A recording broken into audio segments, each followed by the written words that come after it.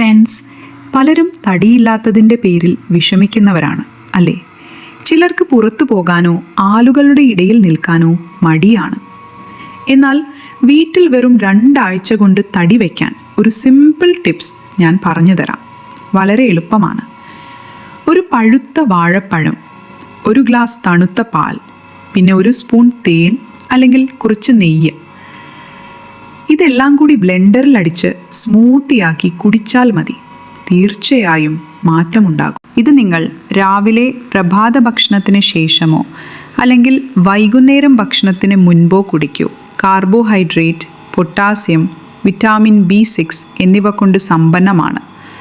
പാൽ പ്രൊപാൽ പ്രോട്ടീനും നല്ല കൊഴുപ്പും നൽകും. തേൻ അത് നെയ്യ് ശരീരത്തിന് എളുപ്പം ചേരുന്ന ഗുഡ് ഫാറ്റ് നൽകും. ഇവയൊന്നിച്ച് ശരീരത്തിന് പോഷകത്തോടെയുള്ള കലോറി വർധന നൽകും.